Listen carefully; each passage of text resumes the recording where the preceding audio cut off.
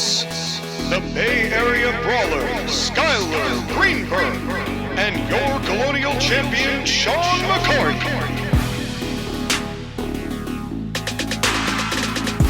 Welcome to the Court-Martail Podcast!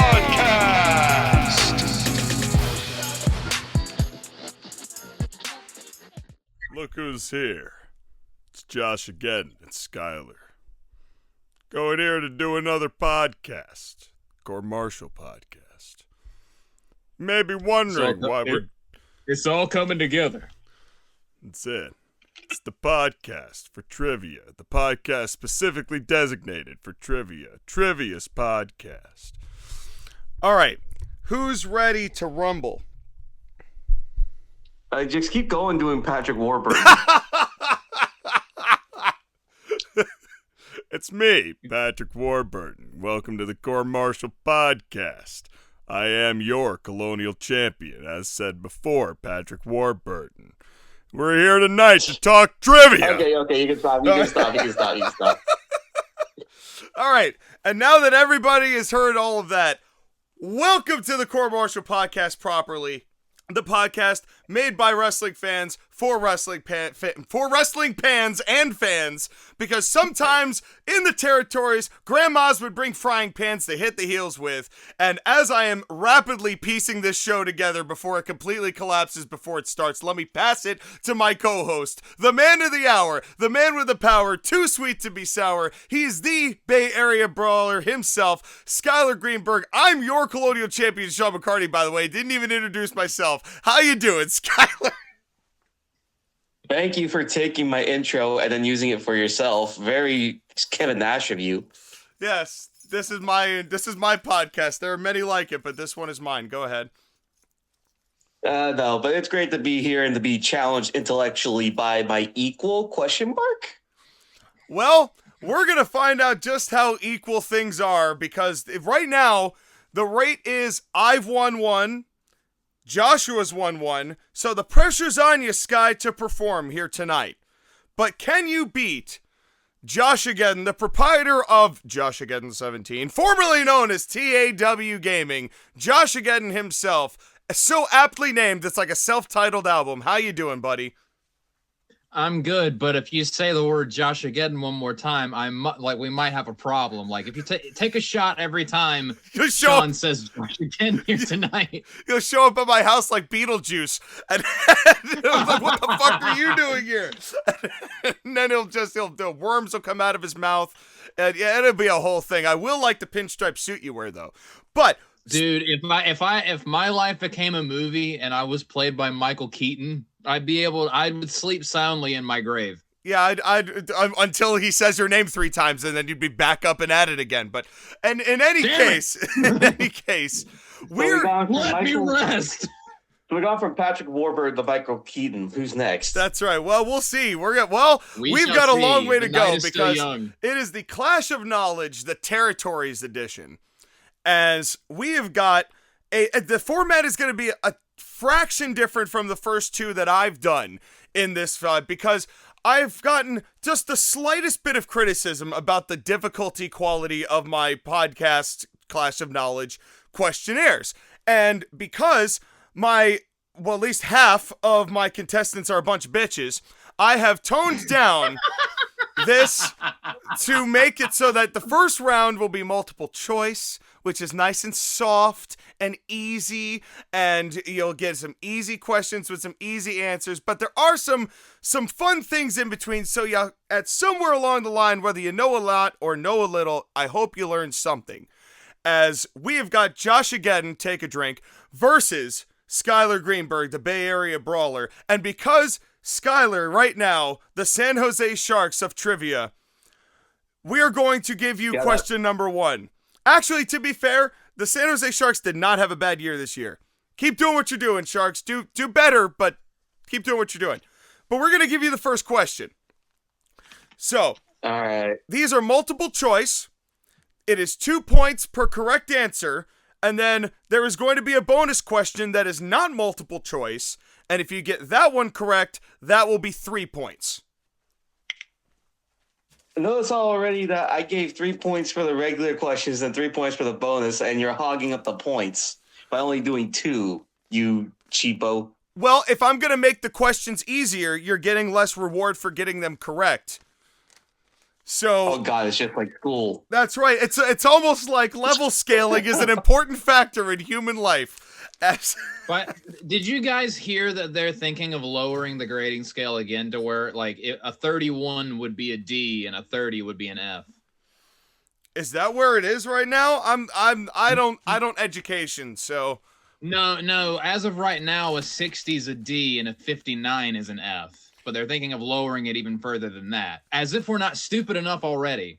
Well, let's put that theory to the test. Your first question, Skylar. Oh, God. And now, let's begin wrestling trivia. Now that cheesy intro is over, question number 1. Who was the first territory wrestler to ever appear on a late-night TV talk show? Is it A, Hulk Hogan, B, Jerry Lawler, C, Bruno Sammartino, or D, Jack Briscoe? Oh. Okay, as much as Hulk Hogan loves to claim that he was first and everything, no the fuck he wasn't. I'm going to go ahead and say B, Jerry Lawler. Jerry Lawler is correct. I figured he was. And yeah. Congratulations, Skylar. You answered the first question correctly. Now for your bonus question, which is not a multiple choice, but for 3 points. Lawler would have a very brief interaction on August 14th, 1982, with Ric Flair, the NWA champion at the time. On that night, a photographer joined the wrestling business. Who was that photographer? Oh, was it Jim Cornette? The answer is Jim Cornette.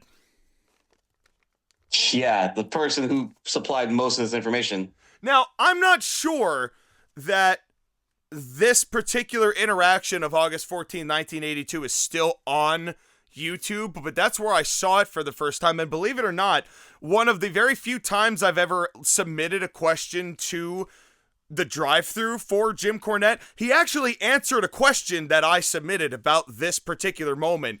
And that's the only reason why I know that date is the day that Jerry Lawler asked Jim whether he wanted to actually start learning how to do it. But it's a very weird interaction because it's like the 5-minute stipulation and then it goes to a draw. So then Flair, who believes that he could just beat Lawler, asks for 5 more minutes and then there's shenanigans. And then Flair just disappears after this. He never shows up in Memphis again after that. And so it makes me wonder what might have been if we had gotten a full-blown program with them that we just never got at the time. What was the name of the guy that feuded with Jerry Lawler that wasn't a wrestler on like a late night show that was played by Jim Carrey in one movie? Now, thankfully, this is Andy not Kaufman. the answer to a question. Andy Kaufman, that's who I was thinking of. Yes, nice try, Mr. Question Stealer, but that was not the answer to a question. But Skylar, you thought about it. You thought about it. But Skylar, you're not done because you could actually end this trivia right here, right now. We have the first ever super-de-duper bonus. This is worth 50 billion points. You get this, Skylar. We can all go home. Okay. What is the original name of Jerry the King Lawler's WWE theme song? Jesus Christ. Nobody knows that song without Googling it. That's why it's worth 50 billion points. That is the most obscure question of all time. And you thought Courtesy of the Red, White, and Blue was bad. No, sir. Courtesy of the Red, White, and Blue is looking at this shit and laughing. Yeah. Like, bro. Laughing in Toby Keith, rest in peace. Okay, well, I'm glad I didn't win the trivia like that. All right, well, done it. It seems like the super-de-duper bonus will be left unanswered. The correct answer is The Great Gates of Kiev by Modest Mussorgsky. Of course. it was so obvious that yeah, I feel stupid for not guessing that. How could you not have come up with that just right off the top of your head? So there you go, folks. That's the thing you're gonna learn. 50 billion points if you knew that. If you got that, please let me know, and I will say you're lying. Now, did Jerry the King Lawler even remember the name of that song? I didn't even know that. I looked that up just on a whim because I thought that might have been something that, Jim Johnson cooked up just by accident, and then it was an actual song. I'm like, oh, dear God, who the fuck's gonna know this? No one. Not a soul. Sorry, I'm still cracking up at this is worth 50 billion points. Well, yeah, because that's the difficulty level. Remember I said scaling is important? Well, Josh again. That's like Dragon Ball level power scaling. That's like having a Cyberman try to fight Majin Buu. Like, no. What you should have done, Sean, was put your pinky up to your face and gone Dr. Evil. 50 billion points. Yes. Well, when in doubt, pinky out. But Josh, again, it is your turn. All right. It is the question number 2. For 2 points. Before he became the megastar for Vince McMahon's WWF, Hulk Hogan began his ascent to superstardom when Hulkamania ran wild in what territory? Is it A, the NWA, B, the UWF, C, the AWA, or D, WCCW? I'm going to go with the AWA. The AWA is correct. Yes. I'm so happy this is multiple choice. Yeah, so I figured that you might all, and by all I mean both of you, appreciate that. Yeah. Even though the fact that when we did this trivia a couple months ago and I did my Hulk Hogan version of it, I recapped his job timeline and I said AWA. So, Joshua, you would have gotten this either way. Yeah, but Skylar, this is wrestling and people don't remember things week to week. Ever. Apparently, at least that's what we're supposed to tell. That's what we're supposed to say. Remember? Everyone is supposed to have brainwash, so nobody remembers one week to the next week. So it doesn't matter if things make sense. I didn't remember it from that. I saw some kind of documentary or something a couple months ago, and it was about like early wrestling stars, and it mentioned where Hulk Hogan originally, what company or like territory he was originally from. I know that little tidbit of information from that. Well, let's see how much you know from that, because here's your bonus question for 3 points. Who was the AWA champion at the time of Hogan's departure in November 1983?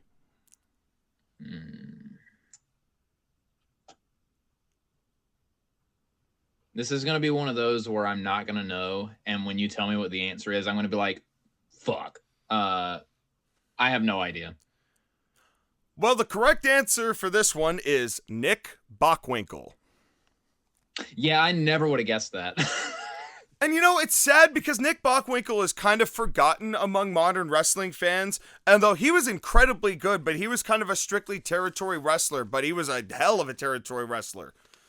It was huge for the AWA at that time. There's a world where I think Nick Bockwinkel could have been a better drawing, more charismatic champion, but Vern, wanted to let everybody just turn into powder and become ancient, and we'll get to that in a later question.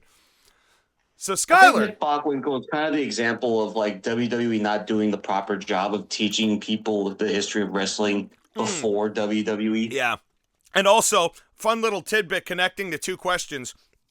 The reason that Ric Flair left Memphis that quickly and it got swept under the rug was that Nick Bockwinkel was coming in to work with Lawler and had better matches with Lawler and drew better with Lawler.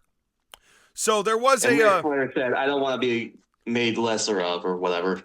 Well, and it's also difficult because Jerry Lawler was never going to be like the kind of traveling NWA champion that would have worked, so ultimately the program would have never been able to have a definitive conclusion. Because Rick would have had to have left with the belt, because Jerry's not going to take it and then be a traveling NWA champion unless they did a quick switch and switch back. But at the same point, because Jerry was such a phenomenon as being such a localized, like, hero of Memphis and only Memphis, to the point where the year that he broke his leg and was out, the territory nearly went out of business. So,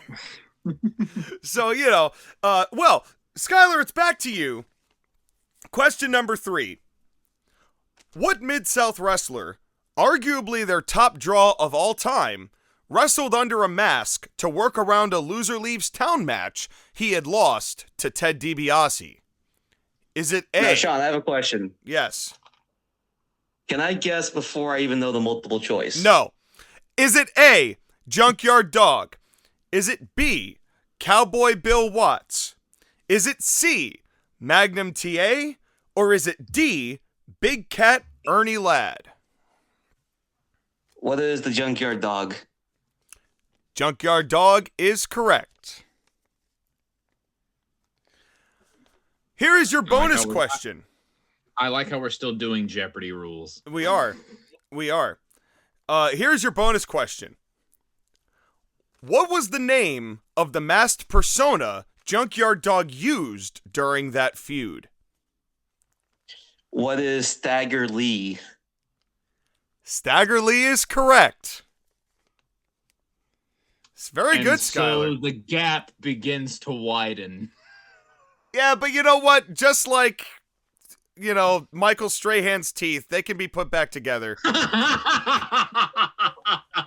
So, but Skylar, you do have a chance to watch. I feel so bad for that dude. Whenever that dude is on TV, that is the only thing you can see. But Skylar, you have the chance to make this gap more like Mike Tyson's here, because you have fallen upon another super bonus. This one worth 10 points, not 50 billion, just 10. Junkyard Dog was not the only Stagger Lee persona used during the territories. What wrestler used the gimmick for several years in the early 1980s in the Memphis territory? Wait, do I have to guess the wrestler or the persona? You have to guess the wrestler. It's Stagger Lee. Okay. The question is, Stagger Lee was used elsewhere. Who was the wrestler that used it? Don't make me parrot the question. This is me taking a shot in the dark and a guess because of Jim Cornette. And I love how you're giving me these questions and not Joshua. Is it Tony Atlas? That's a great guess, but it is not Tony Atlas.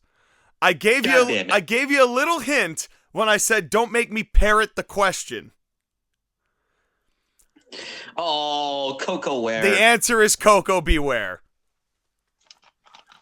But well done, Skylar. That was still very impressive. I'm proud of your glimpse into Mid-South knowledge.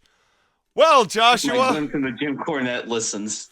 Well, Joshua, I'm sure you're feeling quite motivated here.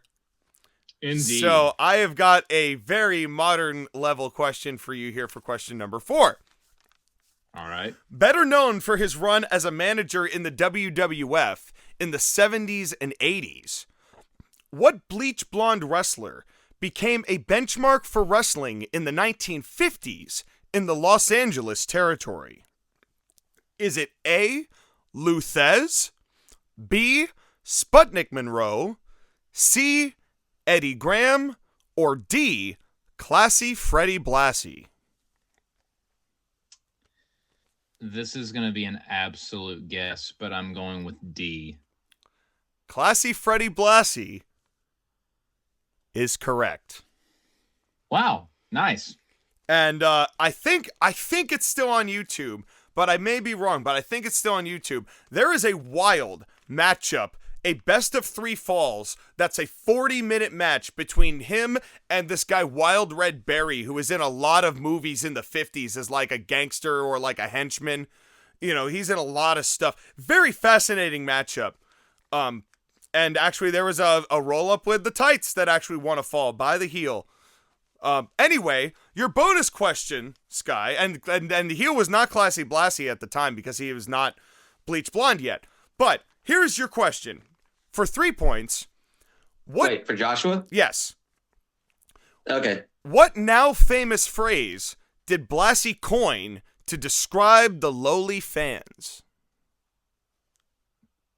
Mark? It's a good guess, but that is incorrect. Skylar, I'm going to give you an attempt to answer this question. Would you like me to repeat it? No, I'm not going to get this because I didn't watch Blassie, but was it Sicko? Take it easy, Tony. The correct answer is Pencil-Necked Geek. I was about to say, if it's geek, I'm going to lose my mind. It is Pencil-Necked Geek. But even if you said geek, you wouldn't have taken it, right? It had to be the full thing of pencil neck. I would have probably. I feel like if I would have said geek, he would have given me like. I would have given it a point and a half. I would have given you a point and a half for at least getting part of it. Yeah. And providing that gimmick. Yes.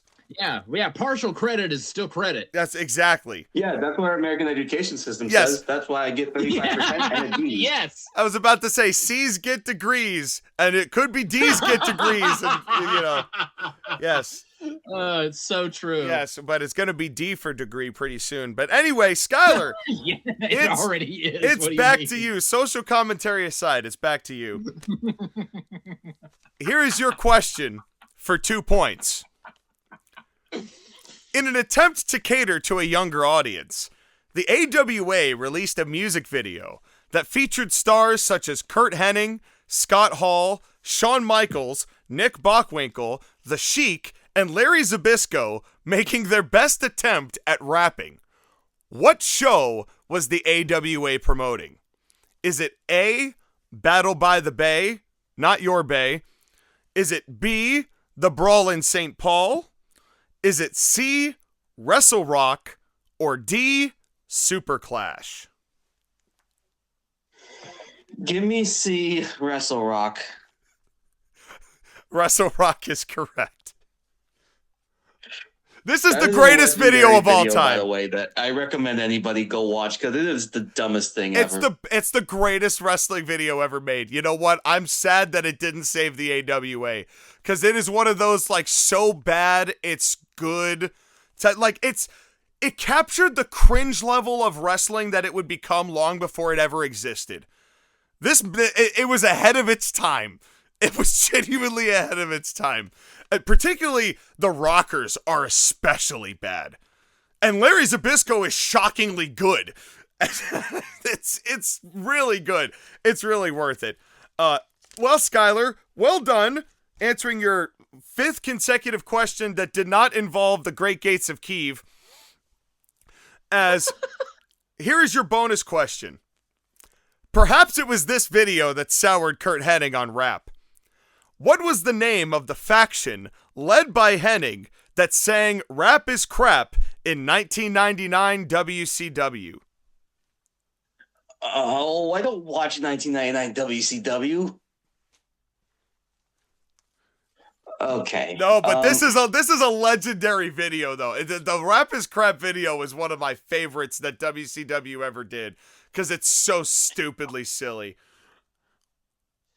It's going to be something involving the word perfect, but I'm not going to know what it is. And it's not going to be perfection because that's a Dolph Ziggler song. Yeah, I don't know.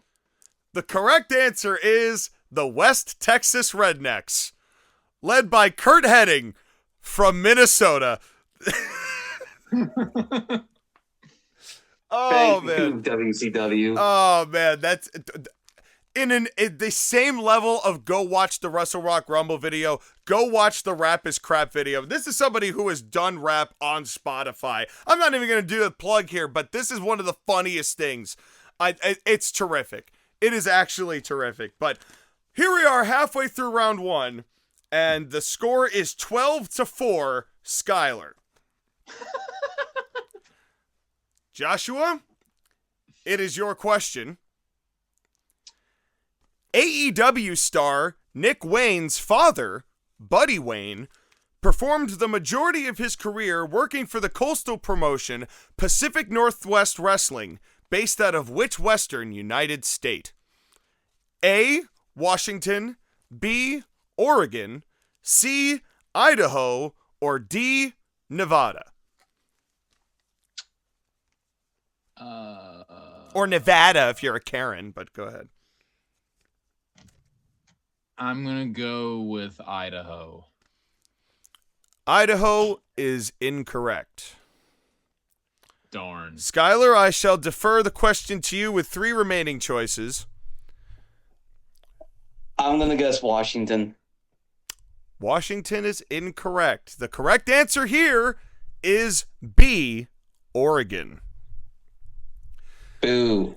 And so, Joshua, I'm going to ask you the bonus question, and I have a hint prepared for you, so maybe you can get it with the context clues I give you.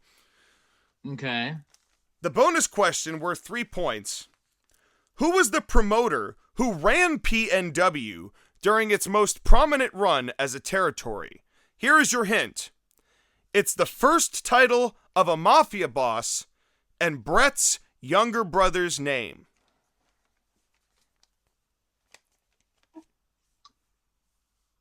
Owen Corleone? What the fuck? That was somewhat impressive, but no. That would be hilarious. You got the Owen part. Skylar, would you like to make an attempt at that with the same hint? Would you like the same hint? Godfather Owen? Close. The correct answer is Don Owen. Oh. That's okay.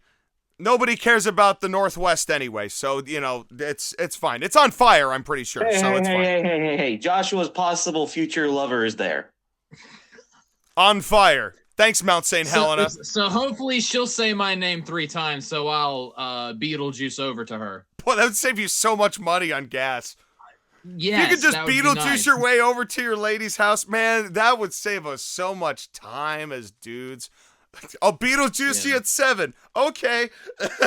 Beetlejuice. That doesn't sound like a thing that I would say, to a bro.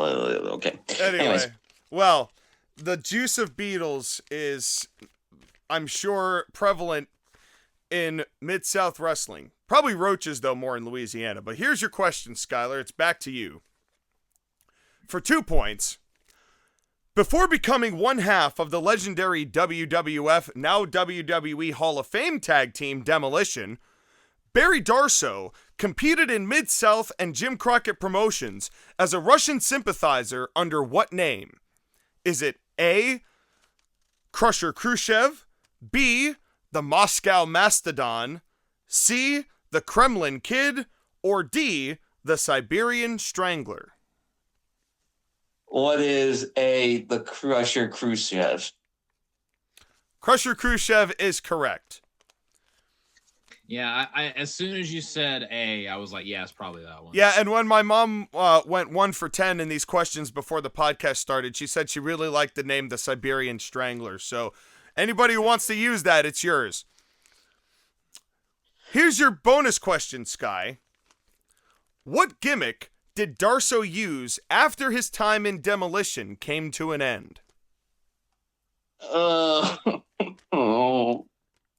Wasn't the Repo Man? Repo Man is correct. Oh. That's right. So, Repo Man and God, he tried. To be fair to Barry Darsow, he tried his damnedest to make that gimmick work. It was just a bad gimmick. Yeah, but it was gimmick. the same thing with like Doink the Clown or any other stupid cartoony gimmicks that they tried to do. Yeah, that was kind of Matt Bourne's fault though, more than when it comes to that. But anyway, Joshua, we're back all to you had you. to do was diddle kids. That's okay. Well, now that's becoming for some reason a theme of discussion on this channel, let's quickly move it over to Joshua. Question number 8 for 2 points. Continental Championship Wrestling, formed from the remains of Southeastern Championship Wrestling and Gulf Coast Championship Wrestling, was formed by what iconic wrestling family? Is it A, the Graham family, B, the Welch Fuller family, C, the Bosch family, or D, the Goulis family? The Bosch family. The Bosch family is incorrect. Skylar, I must defer to you with 3 choices remaining. Can you repeat the choices? The choices remaining are the Graham family, A, B, the Welch-Fuller family, or D, the Goulis family. Was it the Welch-Fuller family? The Welch-Fuller family is correct. Well, Skylar, as the gap between our teeth continues to widen, here's your bonus question. Continental had 2 primary wrestling headquarters, one in Tennessee and one in Alabama. I will give you 2 points for either of these. Name either of the 2 towns CCW called home, one of which will be in Tennessee and one of which will be in Alabama. I will give you 2 for each correct, so 4 total possible points here. Okay, Alabama is Birmingham. Okay. Am I correct? No. Damn it.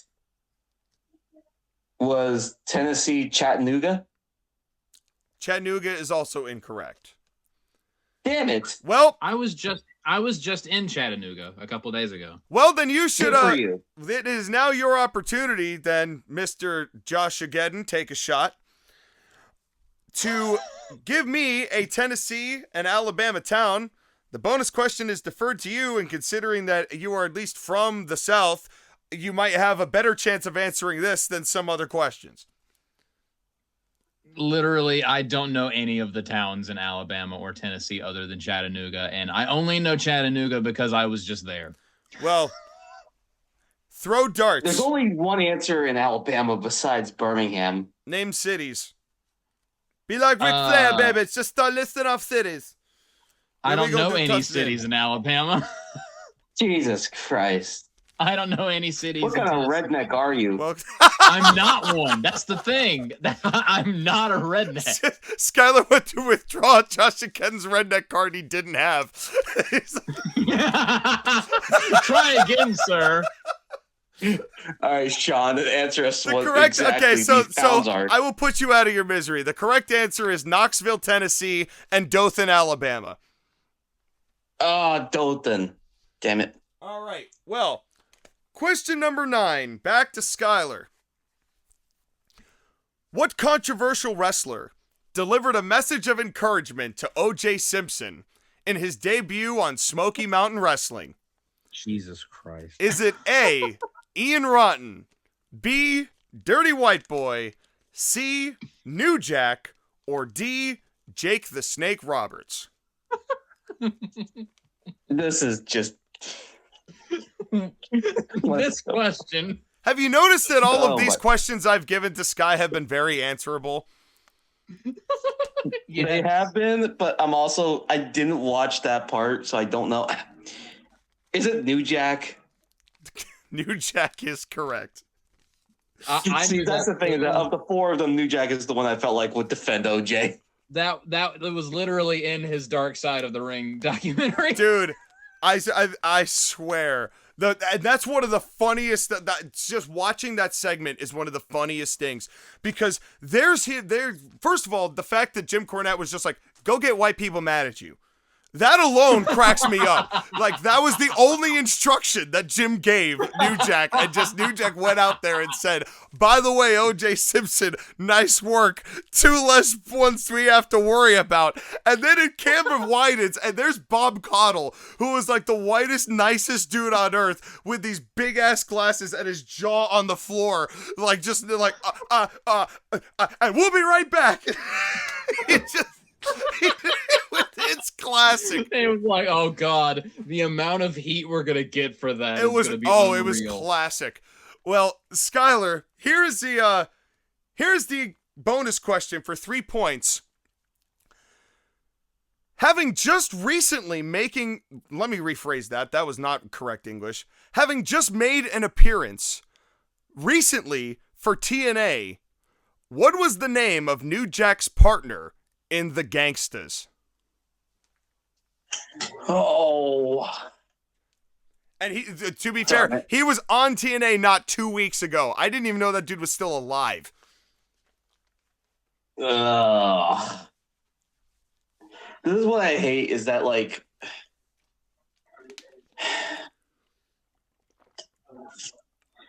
This is so stupid because I should know this. Hold on, are you talking about the name he had when he was a gangster, or his more well-known name? When he was a gangster. There is no difference. There was no Okay, was it? Okay. Was it D'Lo Brown? It was not D'Lo Brown. Damn it. Joshua, would you like to take a stab at this? I like how you phrased that, considering we're talking about New Jack. Yeah, I did that on purpose. You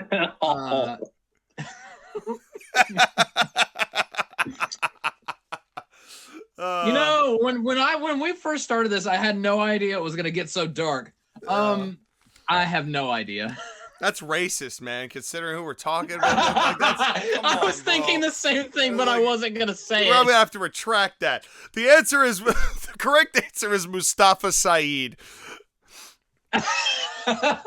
As wow, Lord, this took a turn. Well, here we are. Took a turn. Thankfully, unfortunately, I got the wrong gangsta because I forgot that D'Lo didn't team with New Jack that much. Of course, it was Mufasa. Not then, yeah. But all right, Joshua, it is time for the last question of round one. Wait. Was his name Mustafa or Mufasa? Mustafa. I realized it the second I said it. I was hoping we could get by, but apparently we couldn't. Thanks, Joshua. In the jungle, the mighty jungle, the gangsta sleeps tonight. I would love to see I would love to see those two in The Lion King interacting with Whoopi Goldberg, the hyena. Yeah, give me money for that. I'm game. But here's your question. Unable to succeed as a wrestler due to his brittle bones, what was the name of the youngest Von Erich brother? Is it A, Chris Von Erich, B, Brian Von Erich, C, Jimmy Von Erich, or D, Kevin Von Erich? Wait, is it my turn? Yeah. Yep. Sorry, I was busy laughing hysterically.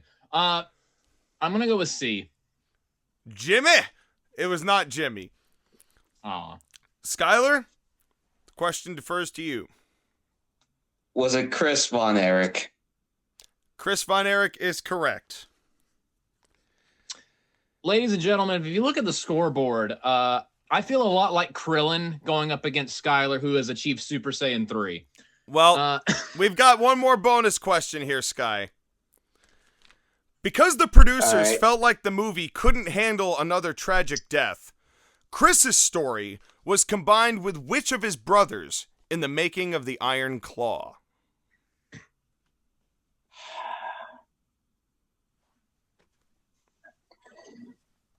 Was it Kerry Von Erich? Kerry Von Erich is incorrect. Damn. Josh, again, would you like to take it? You know what? That's too dark. Considering what the Von Erichs did, I think that was dark enough. I'm not going to make some sort of related joke. Were you about to say take a shot? Yeah. Well, would you like to guess? What happened in the past 10 minutes of this episode? Would you like to guess the answer to this question? Which? Give me Brian.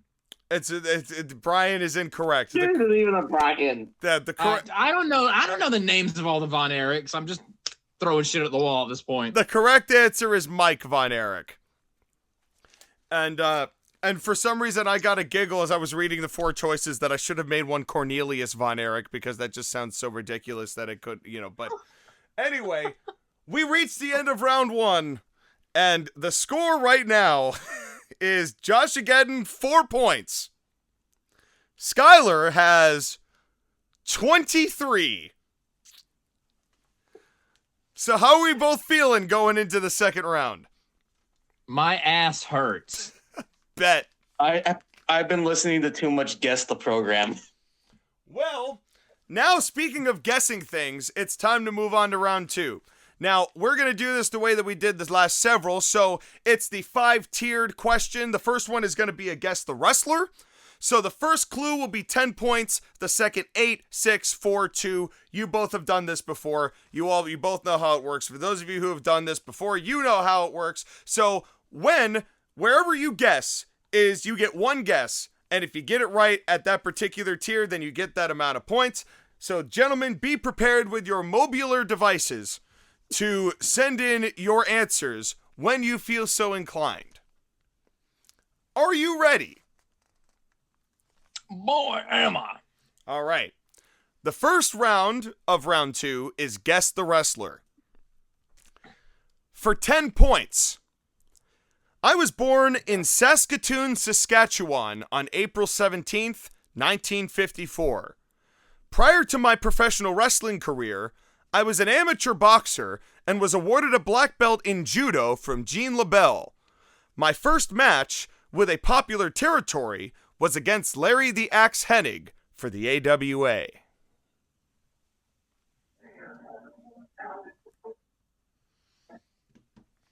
So, these are the questions. Is anyone willing to make a guess? I want to guess a heart, but I'm not sure which one. Jesus. How are we feeling? Do we want to wager a guess, or would we like to know to the next question? I would like to go to the next question, please. Skylar? Next question. Okay, for the 8-point clue. By the end of the 1970s, I was working as a top heel for a variety of territories in California. During my time there, I lost several Loser Leaves Town matches and would reappear as the Masked Canadian. I would also work for Don Owens' Pacific Northwest territory and won their world title before I moved to the East Coast in 1980.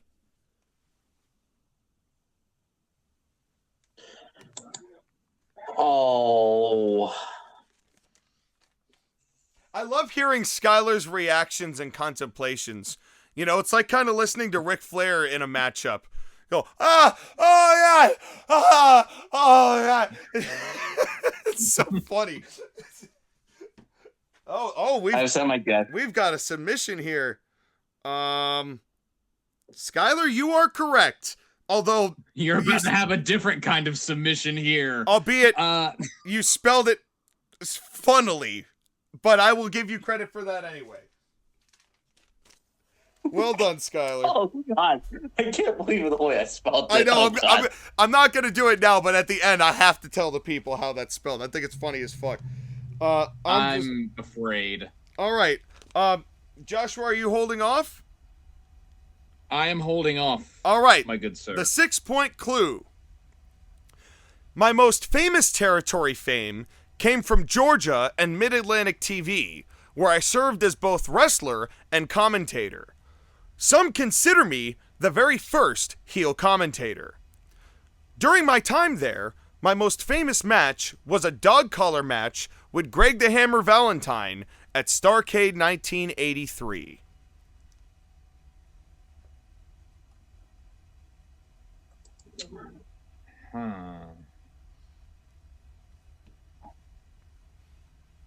I'm gonna guess, but I don't think this is correct. All right. We are going to receive a submission. Even though this man did not do many submissions. Actually, I don't remember him doing any. I mean, he did headlocks. Yeah, well, yeah, but that is in. Imagine someone taps out to a headlock. That is well, I mean, if you sold it well enough, you could. That is incorrect, Joshua. Damn it. Here is the 4-point clue. After my time in Mid-Atlantic, I ventured north to the WWF, where I was given a prominent talk show in 1984. The most famous moment of this show was my smashing of a coconut over Jimmy Snuka's head. Now it's my turn to make noises of pain. The anguish. Skylar, how the fuck did you spell this person's name? Just wait. We'll get to that just after wait. the clue. Just wait. I'm like, how else could you spell this dude's name? I'm trying to think of how you could spell this dude's name incorrectly. I can't think of it. The 2-point clue. I was the rowdy supervillain to Hulk Hogan's superhero for the first WrestleMania. A feud I would reignite when I re-encountered the Hulkster as Hollywood Hulk Hogan during my WCW run in 1996 to 1997. And the correct answer is Rowdy Roddy Piper, spelled Pipper, Roddy Piper. Roddy Piper. Who I'm pretty positive helped Michael Jordan win the NBA championship for the Bulls. But that's Scottie Pippen. Right. Of course. I'm sorry. You know, she just had neck surgery. I want to send a shout out and some get well soon messages for, the one and only Pipper Niven. Yes. It's Rowdy Roddy Pippen and Scottie Piper. As I love it. Well, which actually kind of works out considering, Scotland and all that. But by the way, what was Joshua's guess? Joshua's guess was Jesse Ventura. As I'm actually impressed that when you got that, Sky, that was impressive. Was it the Masked Canadian that did it? It was the Masked Canadian. Yeah. And Jim Cornette telling that it was Roddy Piper's first gimmick. Yeah, that was the Masked Canadian was. I thought that was the big clue in that clue. But in any case, we move on to our second round of the second round. Guess the show, or pay-per-view, or whatever. You get what I'm doing. 10-point clue. I was a wrestling pay-per-view held on Thanksgiving night under the National Wrestling Alliance banner through Jim Crockett Promotions. I was held in the sold-out Greensboro Coliseum in Greensboro, North Carolina, raking in about $500,000. And yes, I do need the name of the show and the year, by the way. I haven't the foggiest. Well, here's the thing, is that it's NWA and it's Jim Crockett Promotions and it's November. So there's only one show, but it's the year that's going to fuck me up.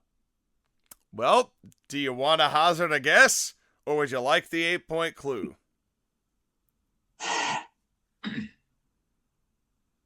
I'm trying to think, but no. Go to the next one. Joshua, are you willing to hazard a guess? I haven't the foggiest. All right. The 8-point clue.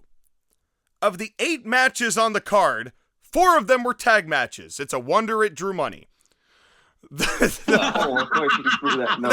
wasn't part of the clue. That was editorial. That was for me. That wasn't part of the clue. It was a different time. Tag matches could draw then.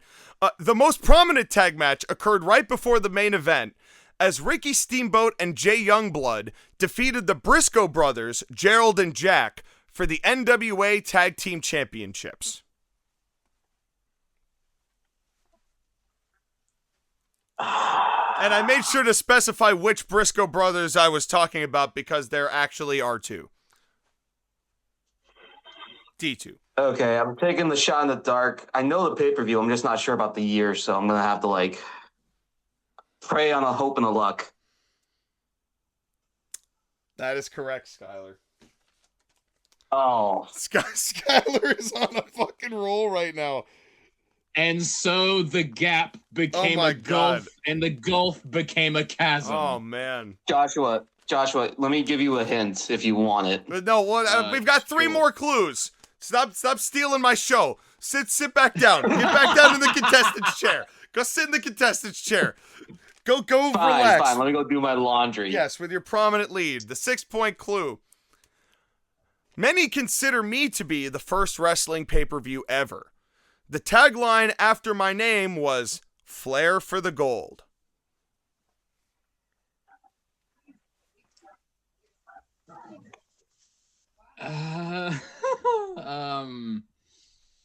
Yeah. Be sure to like, comment, and subscribe.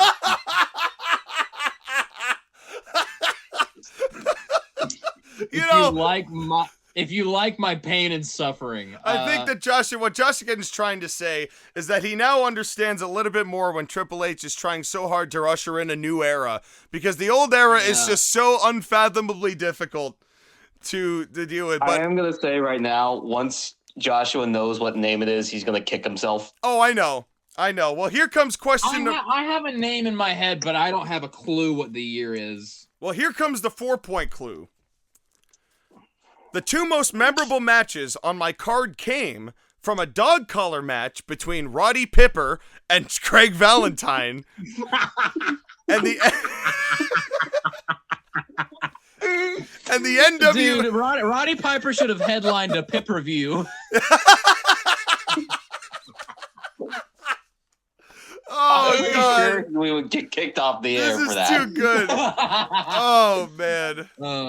Yeah, I love Pip and drum bands, by the way. And so, anyway, the 2 most I like to kill trees so I can make more pepper. Yeah, the 2 most memorable matches on my card came from a dog collar match between Roddy Piper and Greg Valentine, and the NWA Heavyweight Championship match between Harley Race and Ric Flair.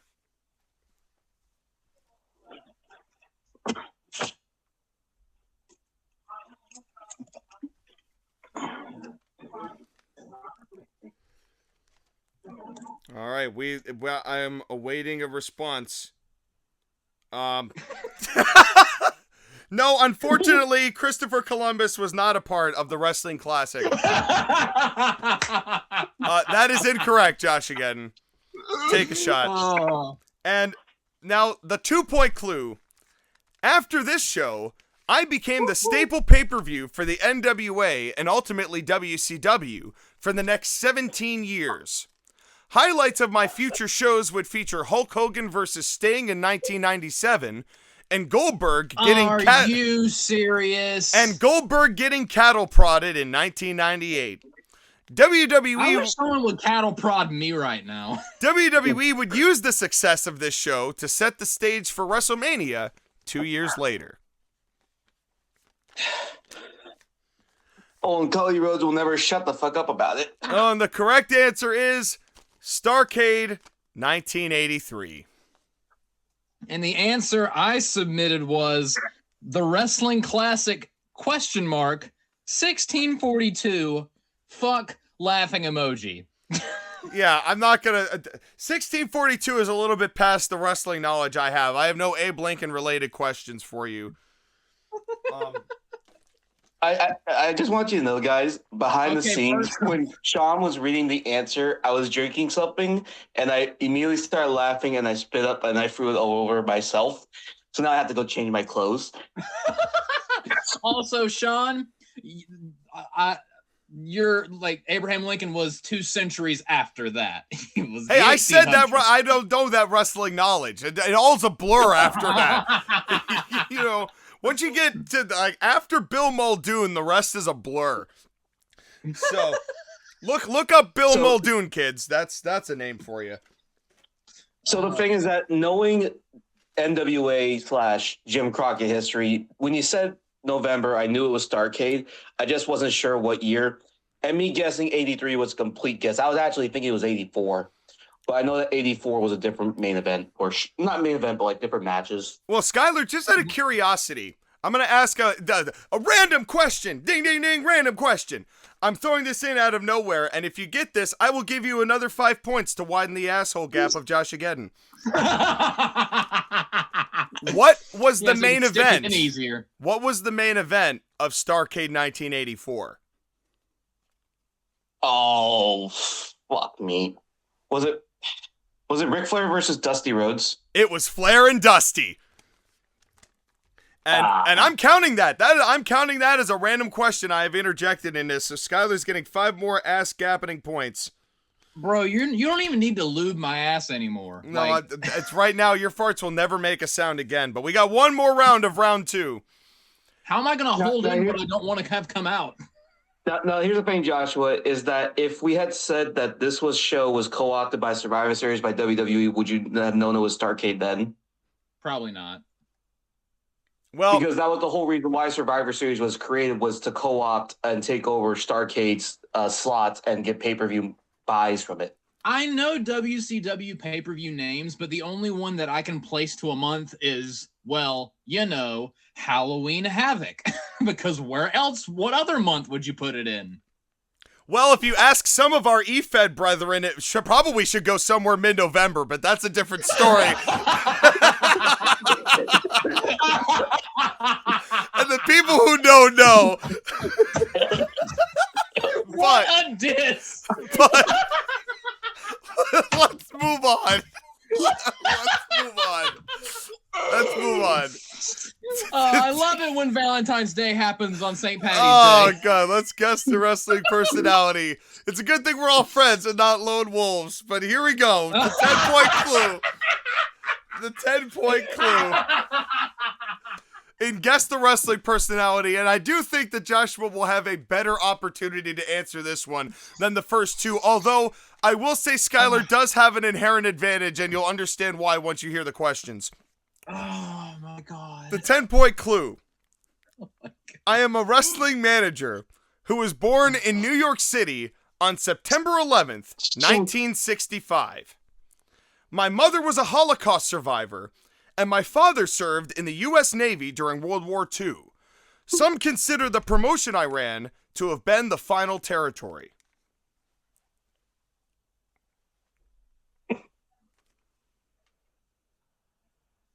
Yeah, unsurprisingly, Skylar, that is correct. As I said, you had an inherent advantage on this particular question. I guess you could say an inheritance of an advantage. This is the second time that has actually helped you answer a question in this trivia round. Yes, but the thing is that he ran this as a gimmick for so many years. I know. When Joshua understands this, he's going to laugh his ass off. But oh, Joshua, can you guess it based off of Jewish person who was born to Holocaust survivor and military man? I have a name in mind, but I'm not sure. Let me tell you right now, Joshua, it's probably the correct name. If it's not, I'm shooting myself. Oh, God. We just had the fun airing segment 20 minutes ago. Yeah, we sure did.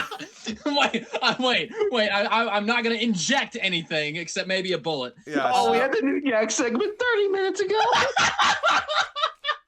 This has been the most fucked episode. Oh, man. This is true. You've learned a lot about us, ladies and gentlemen. This has been a trivia episode. Yeah. Yes, that is correct, Josh, again. Take a shot. Okay, cool. Wow. Okay, well. On this episode of Name That Jew. Well, we've got 4 more questions. Podcast. All right, for the rest of y'all. As a Protestant, I'm proud of myself. For the 8-point clue. My managerial career began in championship wrestling from Florida in 1987. When CWF was acquired by Jim Crockett Promotions, I moved on to Memphis, where a feud with Jerry Lawler would extend into the AWA and Continental Wrestling.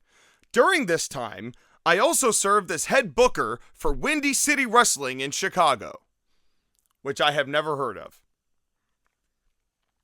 I feel like that's something that he just made up so that he can make himself a bigger resume. It could be.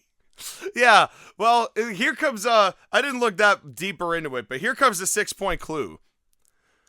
My first big break was when I began working for WCW and Jim Crockett, where I managed Dennis Condrey and Randy Rose against their former teammates Bobby Eaton and Stan Lane. I also wrestled Jim Cornette in a now infamous tuxedo match.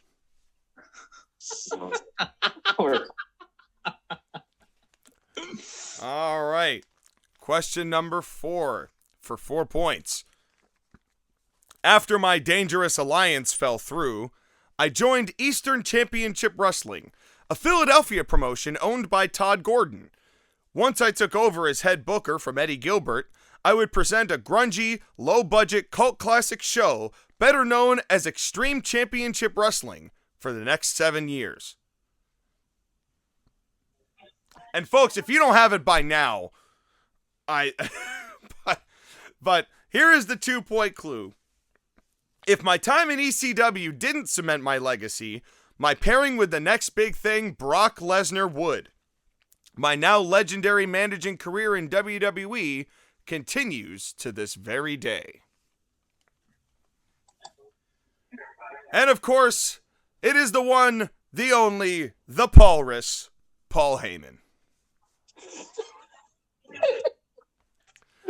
As well, gentlemen, this is... I like how the second, it wasn't even Holocaust survivor. Like as soon as you said Jewish person, me and Skylar were both like, "Hey, Paul Heyman, how you doing over there?" And I knew that was gonna be what happened, and I knew it. I was like, Josh. That's why I said Josh was gonna get this, but Skylar has an inherent advantage here.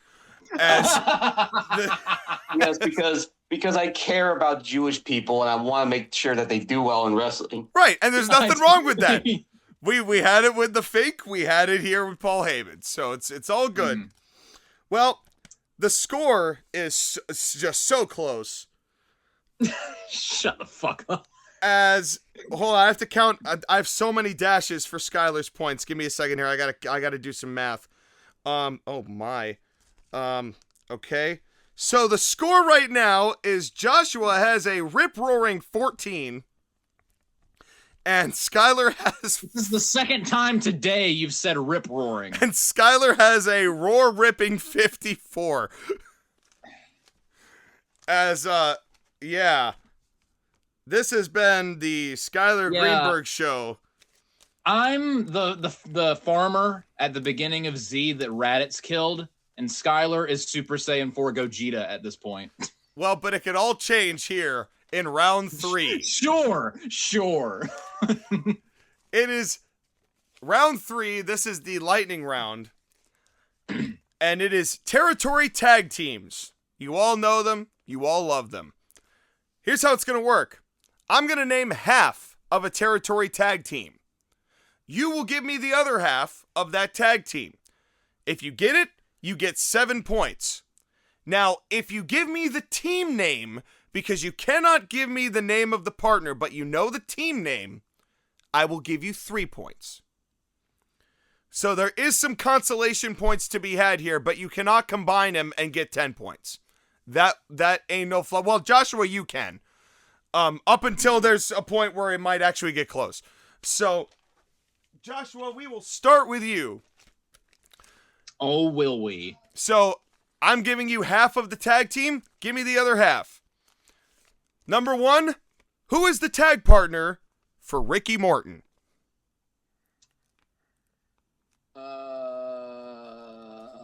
Or the team name for 3 points. I have no idea. Skylar? Robert Gibson. The Rock and Roll Express. Robert Gibson is correct. All right. Skylar. Who is the tag partner of Terry Gordy? Oh. I don't know. There's 2 options here. If that helps. I'm not going to know either of them. All right. Josh, again, I will give you an additional hint. There is a very annoying song by Leonard Skinner named after this particular faction. Sean, I don't know any Leonard Skinner song. Yes, you do. Yes, you do. Shut the fuck up. Yes, you do. It's Terry Gordy. Oh, shut up, damn it. I also don't know who Terry Gordy is. Well, you know what? This is the Joshua, you uncultured swine. Can I get another chance? No. First of all, even though you're not a redneck, this is like the Southern national anthem. It's the Freebirds. It's Freebird. It's Terry Gordy, Michael Hayes, or Buddy Roberts. Okay. Of course, he picked the freaking lesser-known Freebird. And I don't know what their theme is. Well, no, their theme was Bad Street USA, but even if you don't like the song, you have heard somewhere Freebird. It's in every single grocery store that has ever existed. You have heard it in your life before. Well, here's the thing, though, is that Joshua's not a hockey fan, so he wouldn't know that it's basically the national anthem for the U.S. hockey team. Somewhere in this fucker's life, even if it's from a Jeep commercial, this son of a bitch has heard. Meaningless existence. You have heard this song before. This is not. It is inescapable. It is inescapable. You will know the song and be like, "Oh, that." I will not sleep. I will not rest until you recognize this song. And then after that, we're gonna make you watch Space Jam. You know what? I'll look up that song right now. Well, this isn't even This isn't even because I want you to know the song. I think the song is so overplayed that it's infuriating to me. It's one of those things that you would love, Josh, again, because it's one of those popular things you'd hate. So it's cool. Right up, but in any case, just look at the church. Just look at the church scene from The Kingsman, and you'll get it. Oh, I hate that movie. Oh, there you go. Well, Joshua, it is back to you. I have high hopes for your answer here. Who is the tag partner of Mr. Wrestling 2?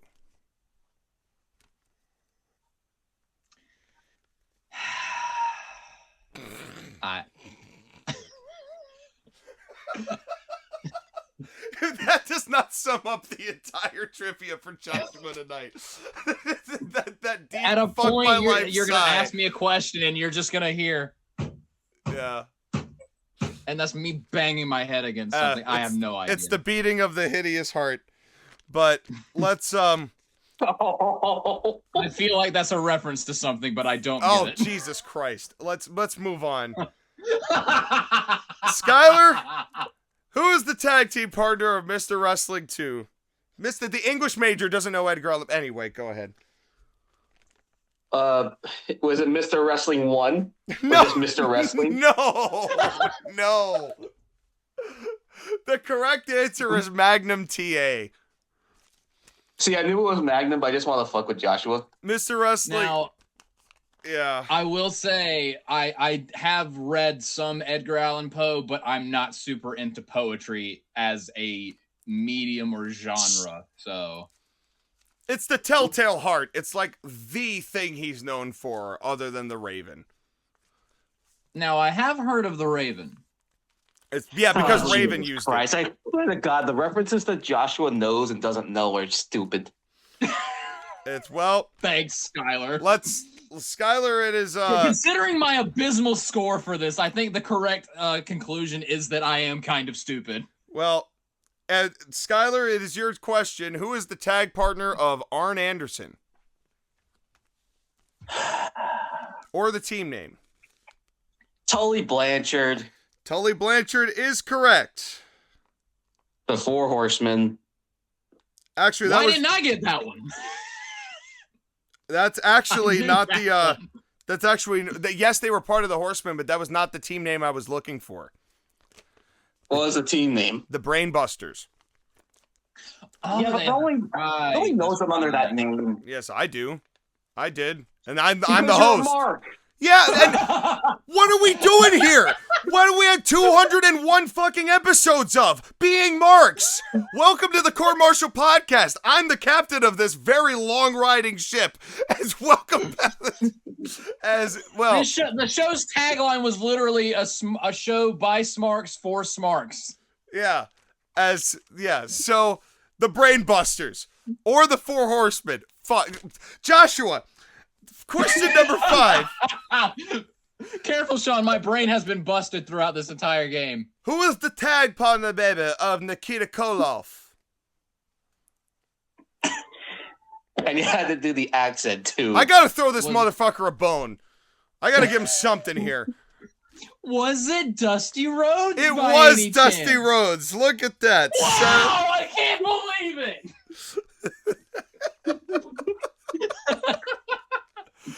Folks, I hope you're... I got a point!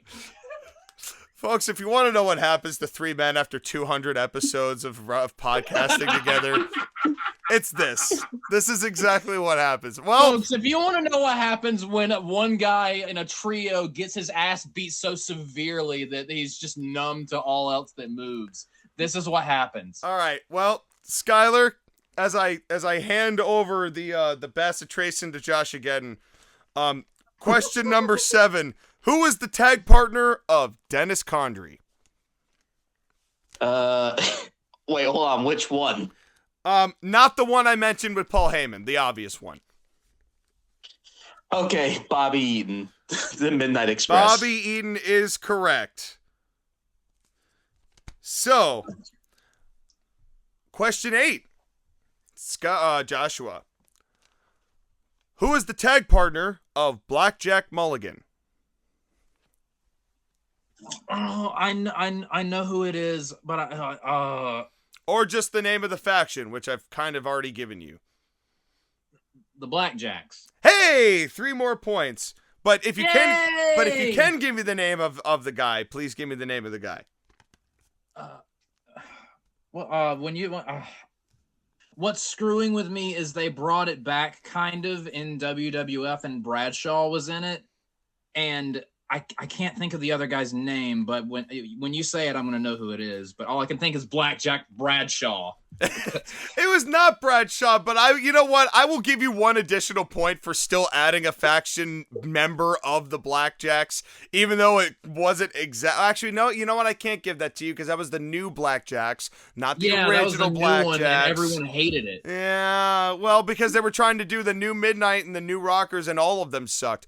Skylar, since I knew that, can I have a half of a point?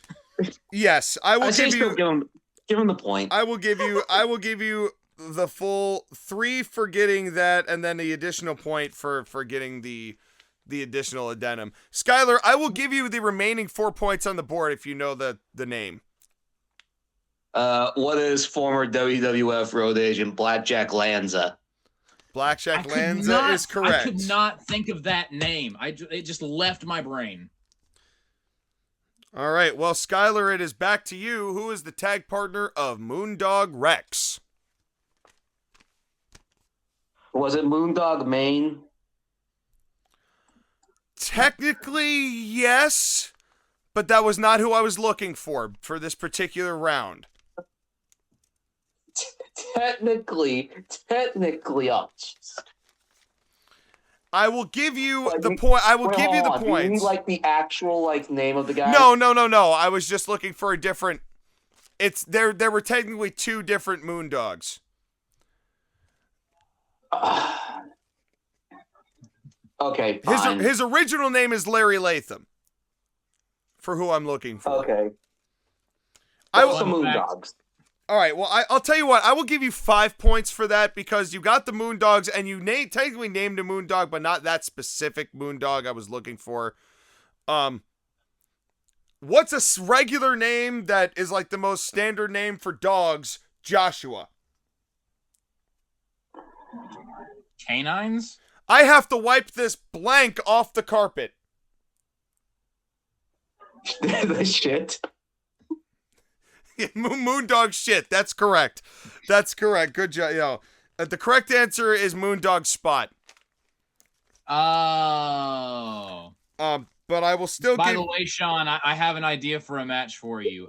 The Moondogs versus the Moon Men. Book it on CIW. Yeah, there we go. Well, sadly, Moondog Spot died in the ring, actually. He had a heart attack in the middle of the ring in 2003. I want to say. I think it was one of his retirement matches, too, because he was in his 60s.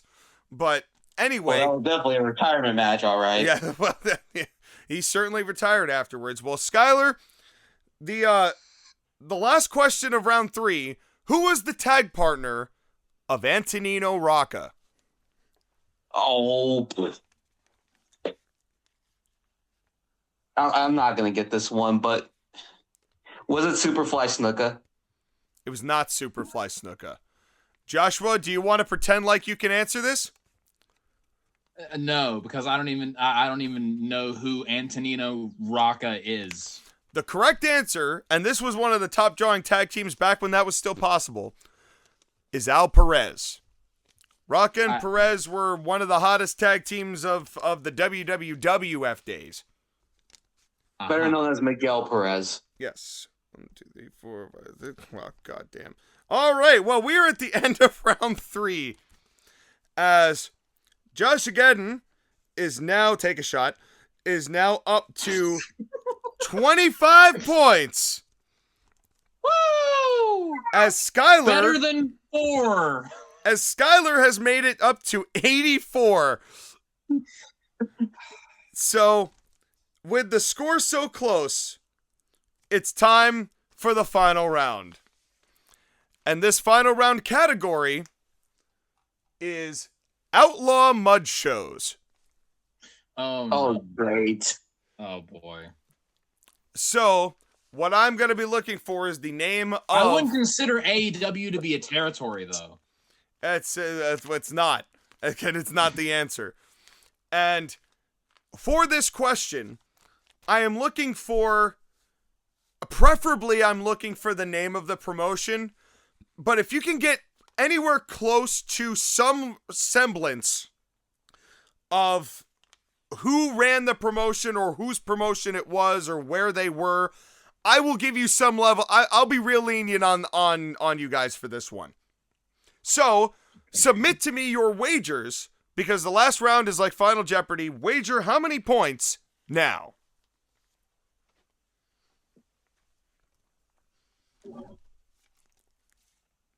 As we are receiving some wages. All right. You're doing this in the group chat for some reason. All right. And I just picked the first one I could. That's fine. That's fine. Okay. Well, wagers have been submitted. Here is your final question. Only 4 men ever held the heavyweight championship of this outlaw territory in its 6-year lifespan. Paul Christie, Ronnie Garvin, The Genius, and the Macho Man. Just to be clear, you're looking for the name and you're looking for who ran it? I'm technically looking for the name of the promotion. But if you give me, I will accept certain details if you can't come up with the actual name of it. If you've got like a little something or other about it, you know, and submit these and so once you have got it. Okay. You got it. Locked in? All right. Joshua, tell me when you are ready. As, who the fuck got all that fucking pizza? Yeah, I agree. Somebody get that. Do the Hawaiian juggly thingy and say hello to Joshua's mom. My mom was making us pizza and she accidentally ruined the pizza. I know a great person she can get delivery from. Well, our delivery range is 10 minutes. We live 15 minutes away, so sorry, can't do that. You're not getting pizza. Well, then why the fuck did we do this podcast?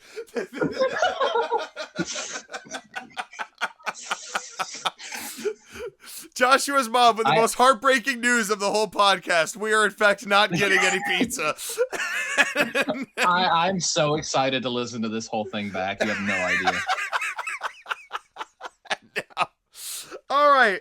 Time's up. Joshua, what was your answer?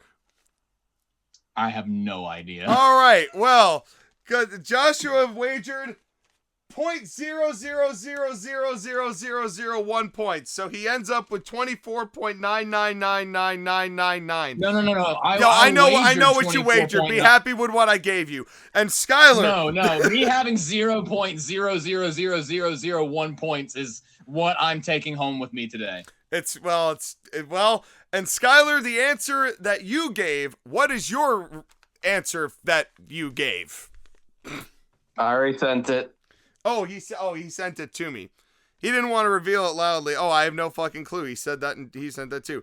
So the International Championship Wrestling by Angelo Poffo is correct. And Skylar with 16 points was what he wagered. Skylar not only wins this round of trivia, but he also wins by the largest margin of victory, and he is the only one of any of us to reach triple-digit points. With 100, congratulations, Bay Area Brawler. You have won the Territory Championship by 99.9999999. Give us a victory speech. When you said Mud Show, I thought ICW. Thank you, Paphos. You're wonderful. So the final score, once again, Sean. The final score, to reiterate, was 100 to .0000001. And that's my trivia knowledge, ladies and gentlemen. And I really hope that you all took this lesson about ratio scaling and difficulty scaling to heart, as we have demonstrated. And I hope you also realize, if you do want to learn about wrestling, just listen to the Jim Cornette podcast, even if you have to listen through a bunch of ads. It does have legitimate great stuff to add to wrestling history and really improves your knowledge, because I didn't know half of these questions if it wasn't for him. Well, and even just going back, I mean, the one thing that I know it's kind of difficult because you just never know where the tape library is nowadays, but just going and finding just random shit on YouTube and then just just going down a rabbit hole so you can see some of this stuff. And then Cornette's great for that context, to put it into context with the rest of the wrestling world. But I love old school wrestling trivia. I will also plug at this moment the book by John Longmead called Ballyhoo, which I have plugged a couple times before, but that framework of what the wrestling business was, it's a tremendous book. So if you're into the history part of professional wrestling, it's definitely worth a read. And so thank you both for participating. I'm sure it was an equal experience for the both of you. Yeah. Here, shake my hand, Joshua. Shake my hand. That's right. I can't. Both of my arms are broken. And that tan looks sticky, but thoroughly ravished me. Yes, while Joshua's getting the handprints off of his neck after Skylar has wrung him out to dry. We're going to take our first commercial break / medical break. And when we come back, we are going to do something. We're probably going to do one of our check-ins on someplace other than WWE, because real quickly, before we go, we were going to review Backlash, but we didn't, because I think we can all unanimously say it's really getting hard to give a fuck. Yeah. And right now, there's just nothing in WWE I care about to watch B shows. Like, I don't mind doing core fours, but there's nothing I'm willing to go pirate and invest the energy of pirating or to invest the energy of money into right now with the way that things are. So I'm not interested in doing anything until we get to SummerSlam, probably. Unless something really, really fascinating changes. We're going to be kind of just seeing what the periphery of wrestling looks like for the time being. But, I mean, is there anything you two want to add to this phenomenon? Because I think it's worth letting the people know just where we stand right now on that. Because I know that it's something we've discussed between us, but the people ought to know where we are in that regard. I'll say two things. One, Saturday night's main event was the other night. I watched one match, and that was it, and it was fine. It was Ethan Page and Penta for the Intercontinental title. That was actually pretty decent. And Clash in Italy is in a couple weeks, and it actually has more than 5 matches. I feel like Triple H might have died, and someone else is booking instead. So that might be interesting. Plus, it's their first ever show in Italy, so they'll probably dress to impress. So the crowd's going to be hot as fuck for that chance, show. If the show in Italy is really, really good, we may review it, but I'm not guaranteeing anything because the experience of watching the show is what makes it so hard.